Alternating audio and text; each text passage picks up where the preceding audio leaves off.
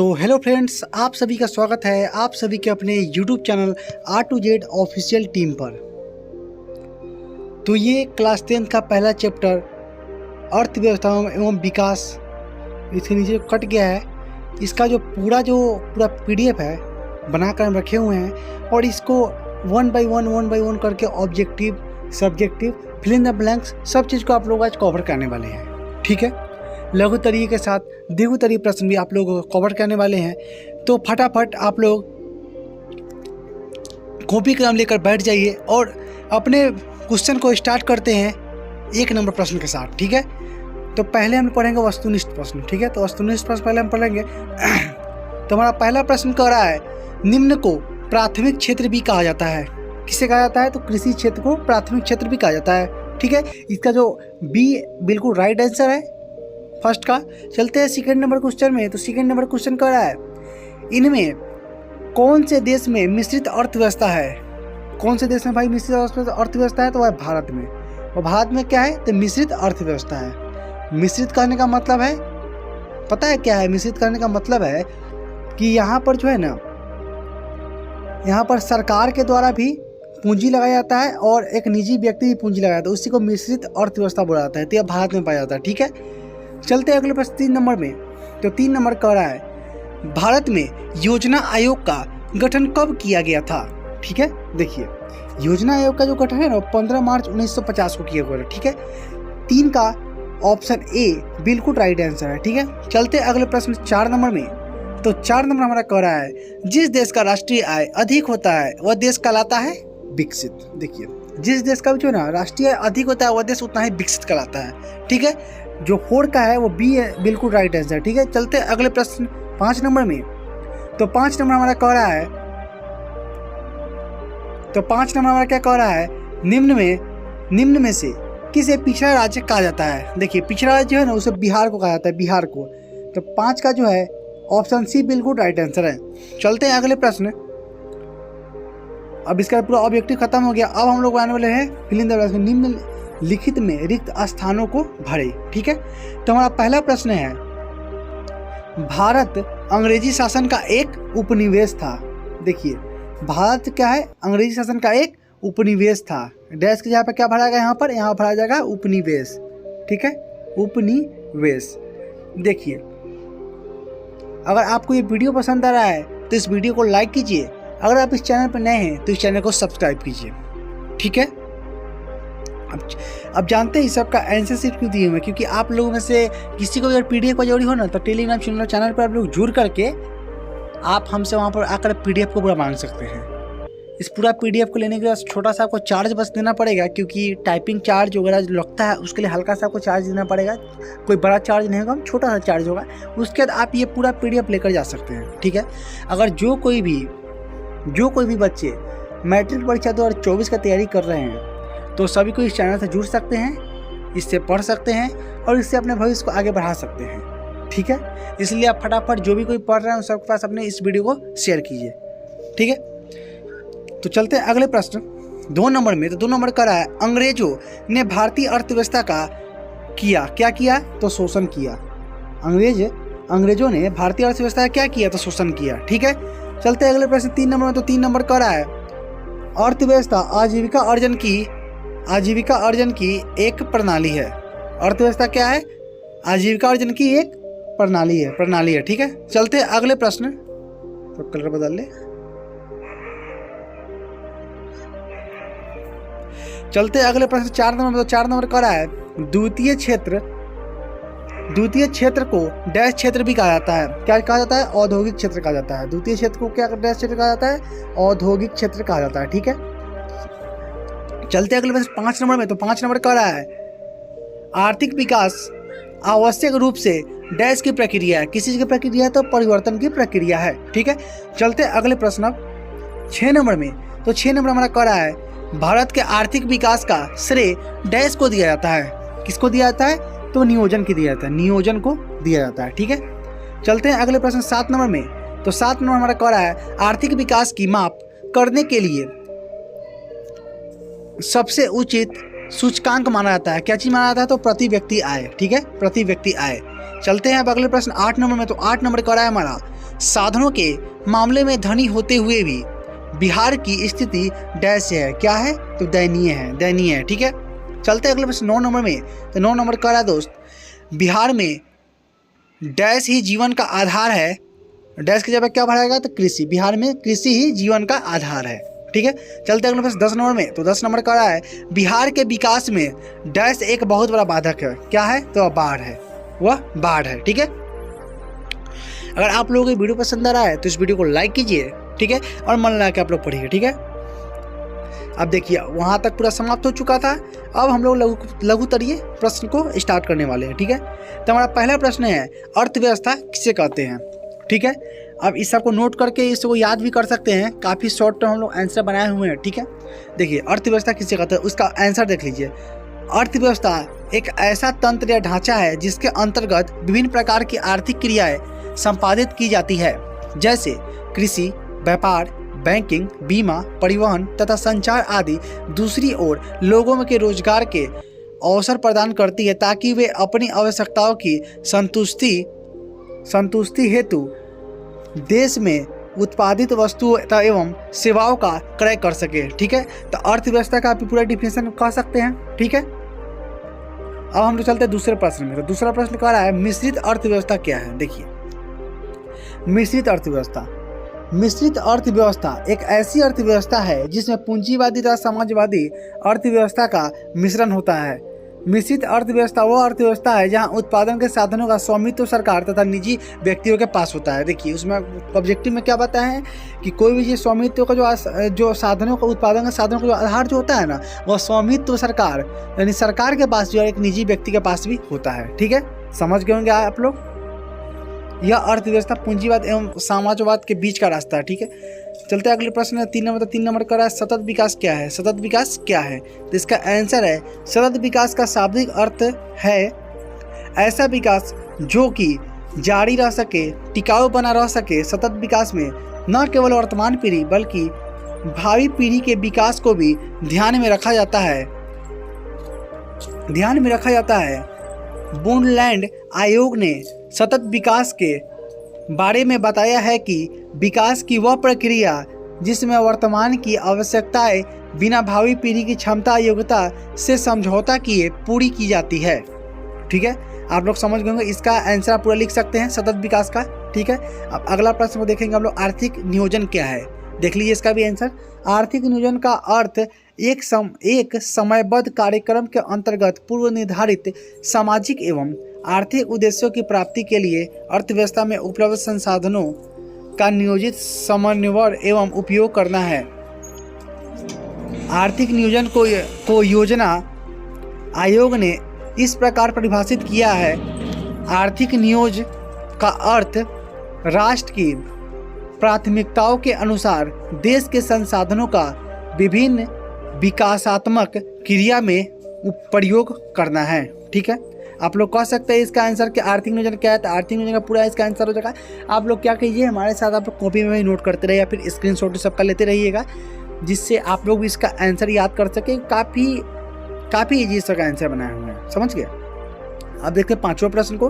पांचवा प्रश्न कह रहा है, मानव विकास रिपोर्ट क्या है। देखिए मानव विकास रिपोर्ट में विभिन्न देशों की तुलना, लोगों के शैक्षिक स्तर, उन्नत स्वास्थ्य स्थिति एवं प्रति व्यक्ति आय सम्मिलित होती है। ठीक है, इसका पूरा आंसर बोल सकते हैं कि मानव विकास रिपोर्ट के अंदर, कि मानव विकास रिपोर्ट में विभिन्न देशों की तुलना के लोगों के शैक्षिक स्तर, उनके स्वास्थ्य स्थिति एवं प्रति व्यक्ति आय सम्मिलित होती है इस सब में। ठीक है, मानव विकास रिपोर्ट में। ठीक है, चलते अगले प्रश्न 6 नंबर में। तो 6 नंबर का रहा है, आधारिक संरचनाओं पर प्रकाश डाले। देखिए आधारिक संरचना का मतलब उन सुविधाओं तथा सेवाओं से है जो देश के आर्थिक विकास के लिए सहायक होते हैं। सभी तत्व जैसे बिजली, परिवहन, संचार, बैंकिंग, स्कूल, कॉलेज, अस्पताल आदि देश के आर्थिक विकास के आधार है। उन्हें देश के आधारिक संरचना कहा जाता है। किसी देश के आर्थिक विकास में आधार संरचना का महत्वपूर्ण स्थान होता है। जिस देश का आधारभूत ढांचा जितना अधिक विकसित होगा, वह देश उतना ही अधिक विकसित कहलाएगा या होगा। ठीक है, तो इसका आंसर आप बोल सकते हैं ठीक है, चलते हैं अगले प्रश्न। अब इसके बाद दीर्घोत्तरीय आपका स्टार्ट हो गया, लघुत्तरीय पूरा समाप्त कर दिए। ठीक है, यानी कि आप लोगों को हम प्रॉपर वीडियो देंगे, एक वीडियो देंगे जो बहुत लंबा वीडियो होगा, उतना ही में पूरा चीज़ आप लोगों को पूरा हम कवर करवा देंगे। ठीक है, बस आप लोग हमारे साथ चलिए, A to Z के साथ चलिए। ठीक है, कि ये कहावत है ना बहुत, कि रख हौसला वो मंजिल भी आएगा और खुद प्यासे के बाद चलकर समंदर भी आएगा। ठीक है, कि आप हौसला रखिए, वो मंजिल भी आएगा और प्यासे के बाद चलकर वो समंदर भी आएगा।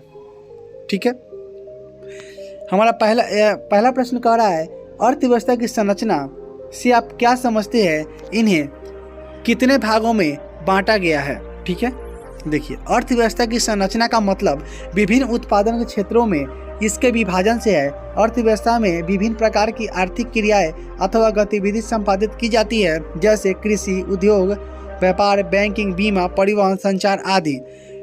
इन क्रियाओं को मोटे तौर पर 3 भागों में बांटा जाता है। ठीक है, 3 भागों में बांटा जाता है। प्राथमिक क्षेत्र को कृषि क्षेत्र कहा जाता है, तो ऑब्जेक्टिव भी आया हुआ था, देख लीजिए।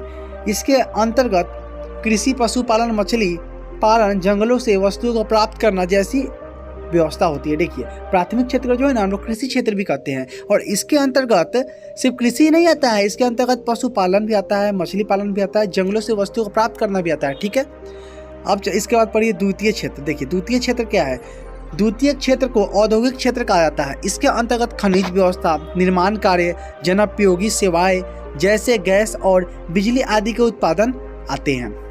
अब इसके अंदर भी होता है, द्वितीय क्षेत्र के अंदर भी आता है, खनिज व्यवस्था आता है, निर्माण कार्य, ये सब आते हैं। ठीक है, अब पढ़िए हम लोग तृतीय क्षेत्र को। अब देखिए तृतीय क्षेत्र जो है ना, तृतीय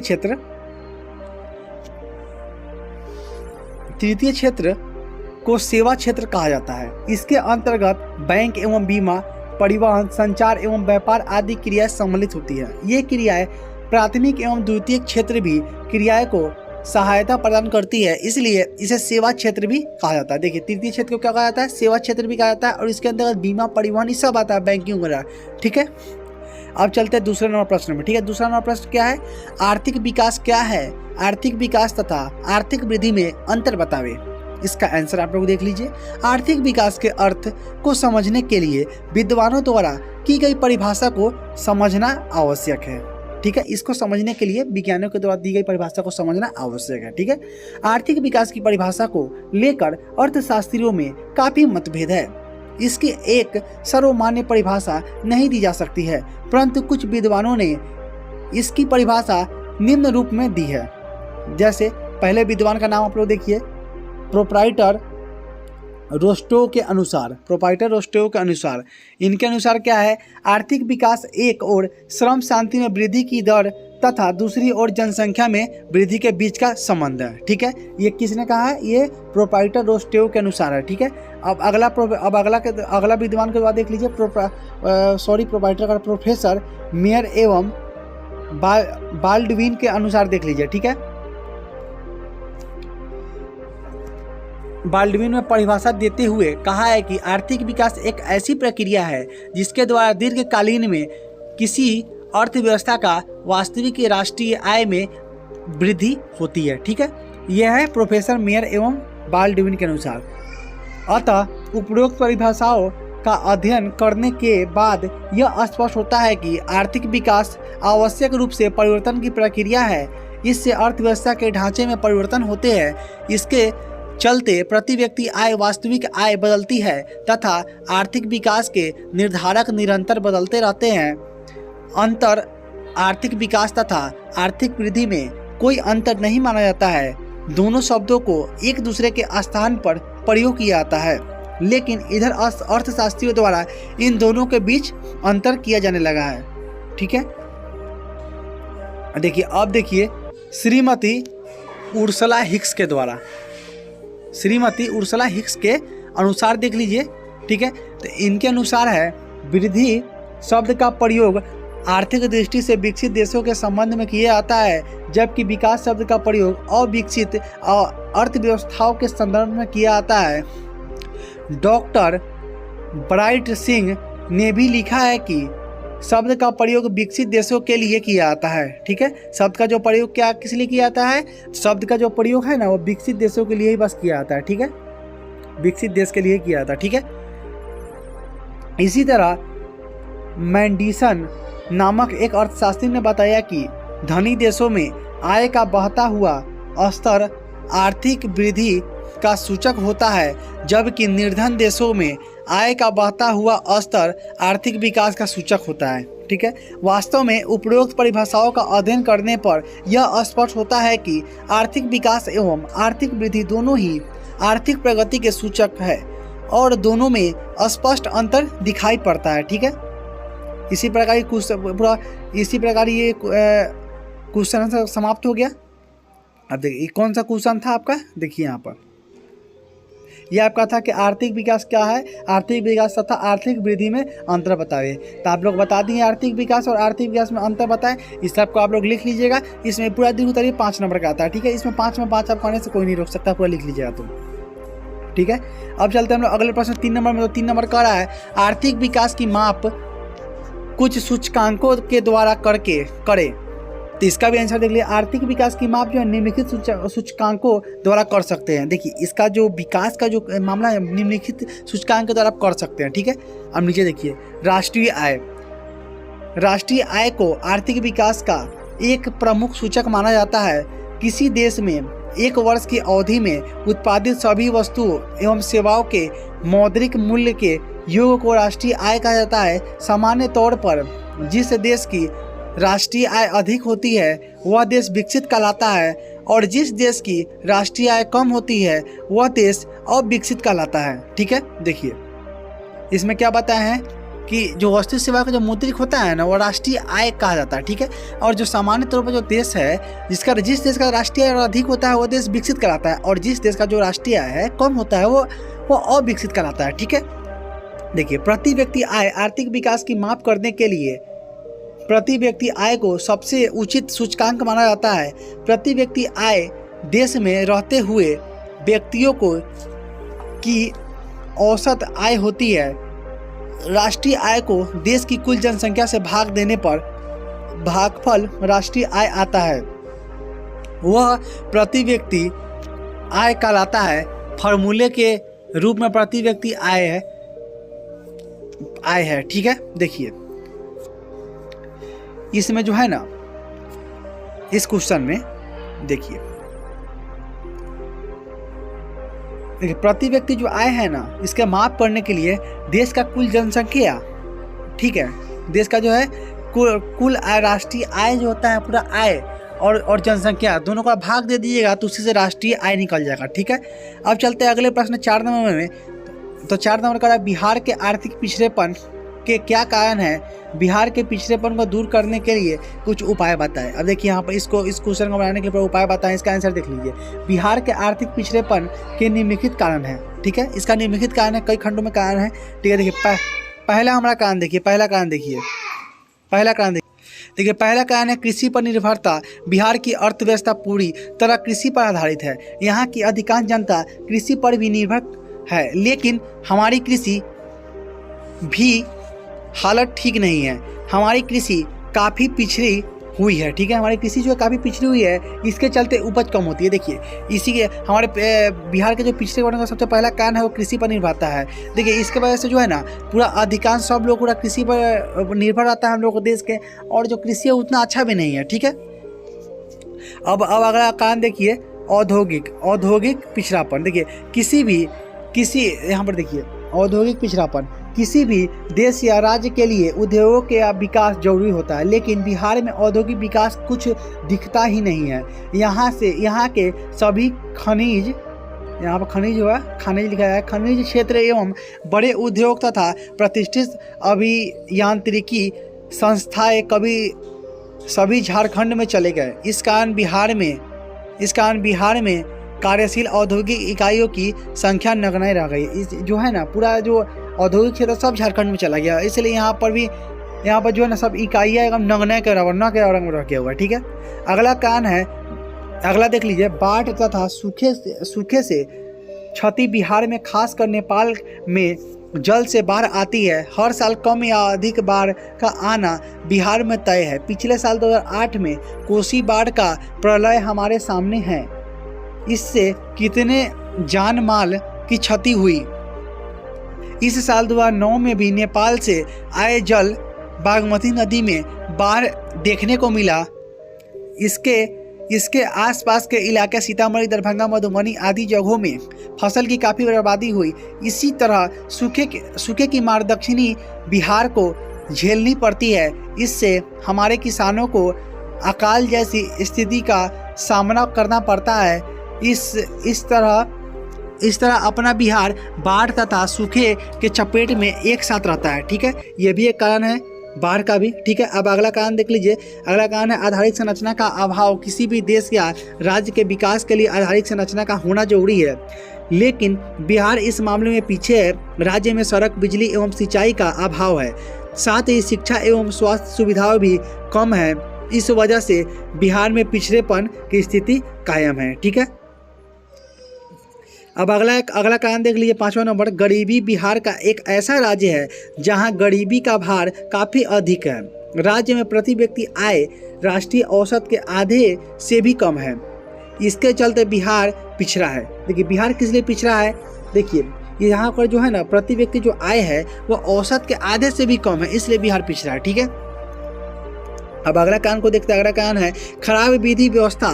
किसी भी देश या राज्य के लिए शांति तथा सुव्यवस्था जरूरी होती है, लेकिन बिहार में वर्षों तक कानून व्यवस्था कमजोर स्थिति में थी, जिसके चलते नागरिक शांतिपूर्वक उद्योग नहीं चला पा रहे थे। इस तरह खराब विधि व्यवस्था भी बिहार के पिछड़ेपन का एक महत्वपूर्ण कारण बन गया है। ठीक है, बिहार के जो पिछड़ेपन का जो एक महत्वपूर्ण क्या कारण बन गया हो, बिहार की खराब विधि व्यवस्था। ठीक है, अब अगला कारण को देखते हैं। अगला कारण 7वां नंबर है तेजी से बढ़ती हुई जनसंख्या। बिहार में जनसंख्या काफ़ी तेजी से बढ़ रही है। इसके चलते विकास के लिए साधन कम हो जाते हैं। अधिकांश साधन जनसंख्या के कारण पोषण में चला जाता है। ठीक है, अब अगला कारण को देख लीजिए। 8वां नंबर कारण कह रहा है कुशल।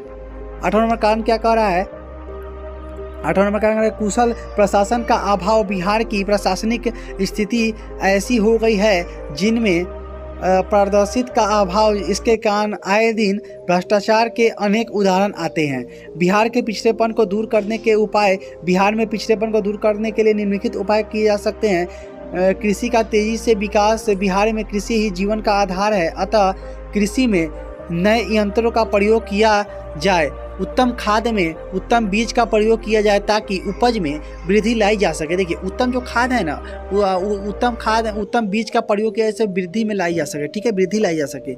इस तरह कृषि का तेजी विकास कर बिहार का आर्थिक विकास किया जा सकता है। ठीक है, अब आधारिक संरचना का विकास। देखिए बिहार में जो है ना बिजली काफ़ी कमी है, अतः बिजली का उत्पादन बढ़ाया जाए। सड़क व्यवस्था में सुधार लाया जाए। शिक्षा में स्वास्थ्य सुविधा एवं सुधार लाया जाए, जिससे विकास की प्रक्रिया आगे बढ़े। ठीक है, अब उद्योगों का विकास। देखिए बिहार के से झारखंड के अलग होने के कारण यह राज्य लगभग उद्योग विहीन हो गया था। मुख्यतः चीनी मिलें बिहार के हिस्से में रह गई थी, जो अधिकतर बंद पड़ी थी, लेकिन विगत कुछ वर्षों से देश के विभिन्न भागों में तथा विदेश से पूंजी निवेश लाने के अनवरत प्रयास किए जा रहे हैं, ताकि वर्तमान में जर्जर अवस्था के उद्योगों का पूर्ण विकास किया जा सके। ठीक है, जनसंख्या पर नियंत्रण देख लीजिए। जनसंख्या पर नियंत्रण। राज्यों में तेजी से बढ़ती हुई जनसंख्या पर रोक लगाया जा सके। परिवार नियोजन कार्यक्रम को लागू किया जाए। इसके लिए राज्य की जनता एवं खास करके महिलाओं में शिक्षा की प्रचार किया जा सके। ठीक है, बाढ़ पर नियंत्रण देखिए। बिहार के विकास में बाढ़ का एक बहुत बड़ी बाधा है। फसल का बहुत बड़ा भाग बाढ़ के चलते बर्बाद हो जाता है।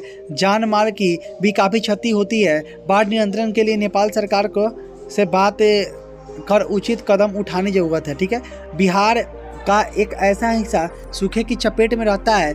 इसके लिए सिंचाई के लिए पर्याप्त व्यवस्था की जाए। ठीक है, किया जाए। स्वच्छ एवं ईमानदार प्रशासन। बिहार के आर्थिक विकास के लिए स्वच्छ, कुशल एवं ईमानदार प्रशासन जरूरी है। ठीक है, अब अगला केंद्र से अधिक मात्रा में संसाधनों का हस्तांतरण। बिहार के विकास के लिए केंद्र से अधिक मात्रा में संसाधनों के हस्तांतरण के लिए की जरूरत है। कुछ राज्य को विशेष राज्य की दर्जा देकर उन्हें अधिक मात्रा में केंद्रीय सहायता दी जाती है। देखिए, कुछ राज्यों को जब विशेष राज्य की दर्जा देकर के उसके केंद्रीय सहायता दी जाती है। विशेष राज्य का दर्जा प्राप्त करने के लिए जम्मू एवं कश्मीर, पंजाब, उत्तर पूर्व एवं राज्यों को विशेष सहायता मिलती है। गरीबी दूर करना, बिहार में गरीबी का सबसे अधिक प्रभाव गरीबी रेखा के नीचे के लगभग 42% से भी अधिक यहाँ जीवन बसर कर रहे हैं। इनके लिए रोजगार की व्यवस्था की जाए। स्वरोजगार को बढ़ावा देने के लिए इन्हें प्रशिक्षण दिया जाए। शांति व्यवस्था की स्थापना, बिहार में शांति का माहौल कायम कर व्यापारियों में विश्वास लगाया जाए तथा आर्थिक विकास की गति को तेज किया जाता है। परियोजना कार्य, ठीक है। इसी प्रकार हमारा पूरा ये क्वेश्चन पूरा समाप्त हो गया, ठीक है। अगर आप लोगों को ये वीडियो पसंद आया तो इस वीडियो को लाइक कीजिए। अगर आप इस चैनल पर नए हैं तो चैनल को सब्सक्राइब कीजिए, ठीक है। हमारा दूसरा चैनल है R2Z ब्लॉग टीम, ठीक है। इसको भी जाकर आप लोग सब्सक्राइब कीजिए, ठीक है। और कमेंट सेक्शन में आप लोग जरूर बताइएगा कि आपको वीडियो कैसा लगा, ठीक है। वीडियो कैसा लगा, और अगर आपको वीडियो अच्छा लग रहा है तो मित्रों के पास शेयर भी कीजिए जिससे वो भी पढ़ सके, ठीक है। बोर्ड एग्जाम की तैयारी के लिए आप इस चैनल से जुड़े रहें। तब तक के लिए जय हिंद, जय भारत। मिलते हैं हम लोग अगले वीडियो में। Thanks for watching.